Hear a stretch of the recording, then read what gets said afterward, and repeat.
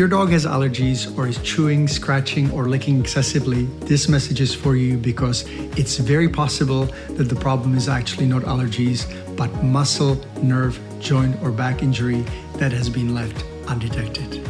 I estimate that more than 3/4 of all dogs are misdiagnosed with allergies and put on toxic side effect causing medication that suppresses the immune system and causes more problems.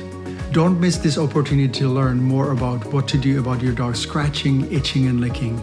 All you need to do is to go to petertobias.com/allergies. Join our community and get all important articles, resources, and other materials that have helped many dog lovers to solve their dog's allergies and live a happy, long, itch-free life. Again, the web address is petertobias.com, petertobias.com/allergies.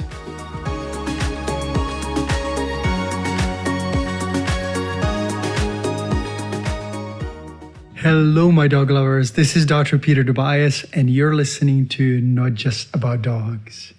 Today, actually, I'm going to be talking about dogs and wonder whether you think your dog and you are alike. I believe that the more or longer our dogs live with us, the more they're dialed into our energy field, they're more like us. It's not any different than the married couples that you would see in the restaurant looking the same, eating the same food, and acting very similarly. They very much start looking alike. The connection we have with our dogs resembles the connection between Earth and the moon. Our dogs are the moons of our life, and we are the Earth because we have usually a stronger energy field. But it doesn't necessarily mean that the moon, our dogs, doesn't affect the Earth, us. I hope that you'll be able to stop for a minute or two and describe what you love about your dogs. I'm going to give you a few moments, maybe pause.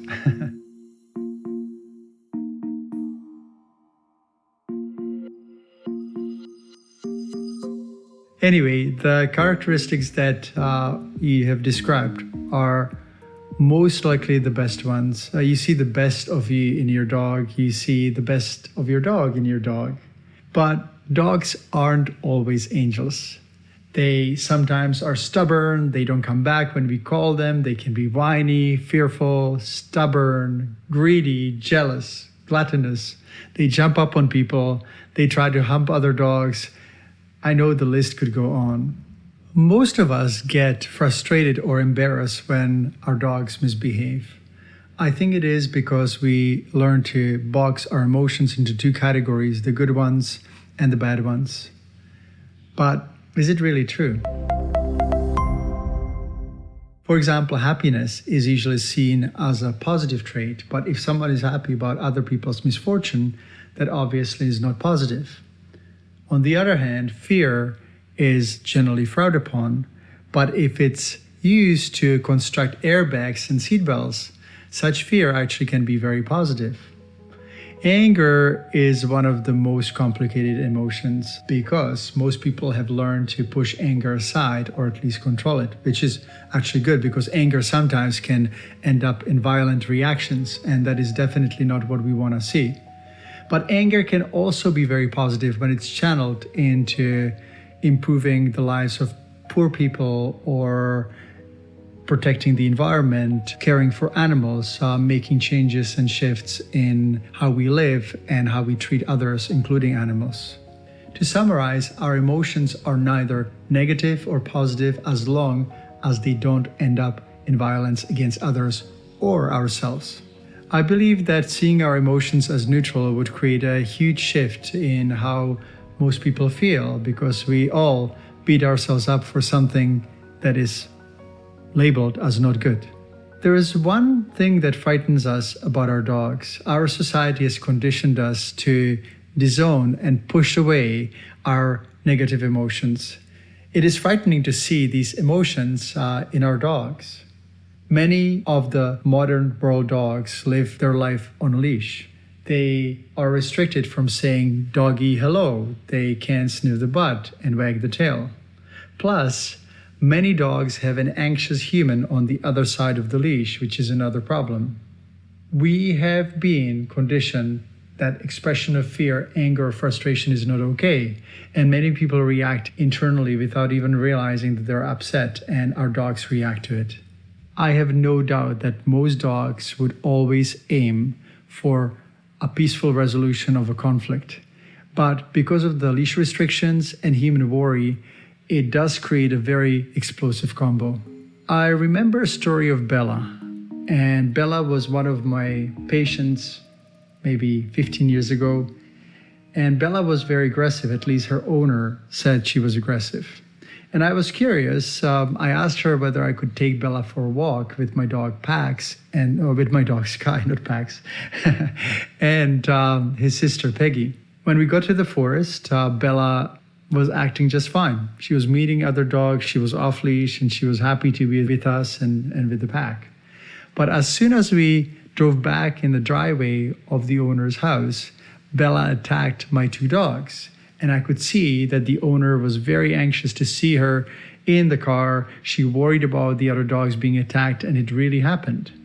I don't deny that some dogs are dangerous and truly aggressive. And that's why I recommend that every dog that is reactive should be assessed by a positively minded behaviorist. However, positive doesn't mean to have a positively charged electric zapper or choke collar.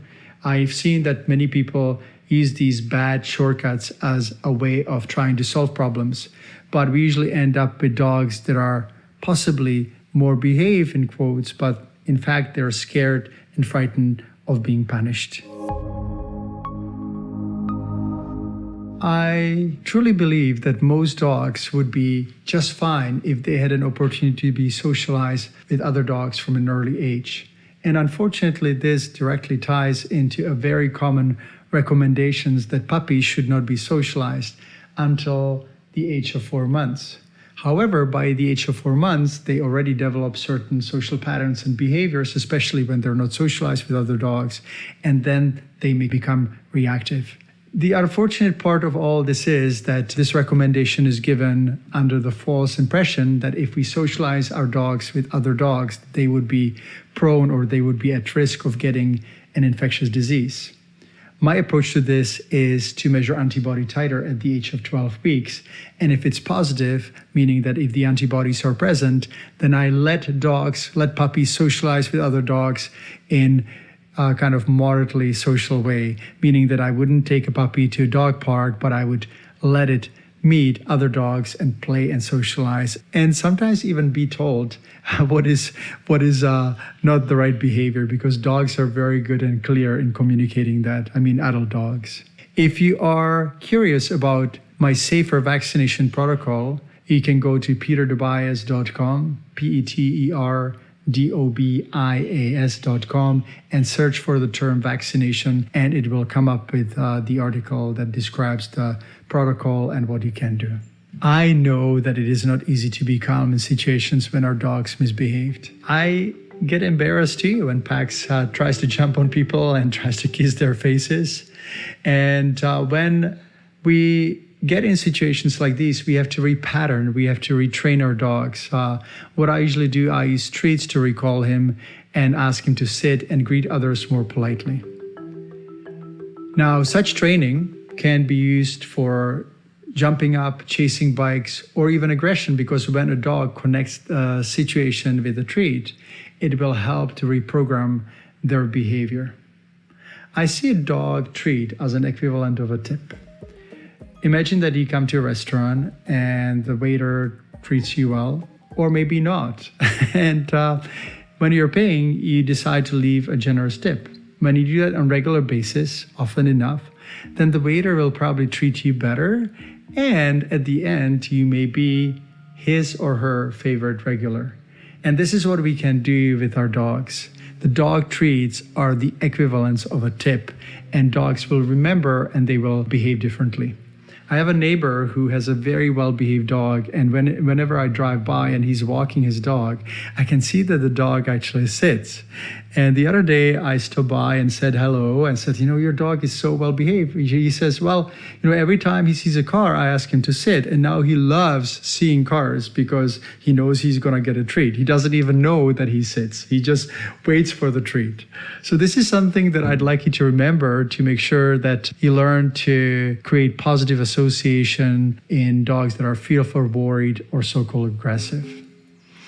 Now, I think that e-collars, choke chain, prong collars are not the solution. I know that many trainers still use them, and I'm kind of terrified when I see dogs with shock collars or other devices that are really rough. As I said, I don't think that these devices produce happier dogs or well-behaved dogs. They just produce dogs or make dogs more frustrated and afraid of punishment. The next thing that I'd like to talk about are dogs 2.0. I have at least half a dozen friends who are on their second generation of dogs. And so am I, but I'm not going to be talking about heartbreak today. Instead, I would like to share with you what I observed about the first and second generation of dogs.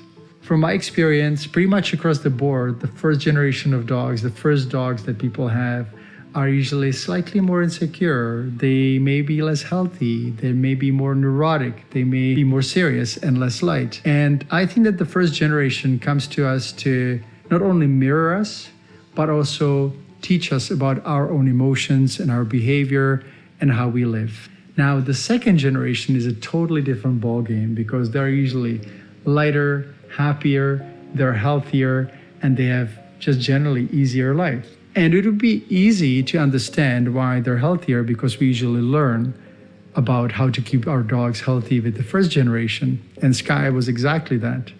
But how do you explain that they're more relaxed, that they're enjoying life, that they're easier going, maybe more cuddly? Well, I think that they came to us to kind of reap the rewards. They're the reward for growing and becoming better people. They're our dogs 2.0. So I think the second generation may be just the reward for all our hard work in life. They are the dogs 2.0. And they are the mirrors of who we have become. Thank you so much for listening, and give your dog a hug for me. Take care. Bye-bye.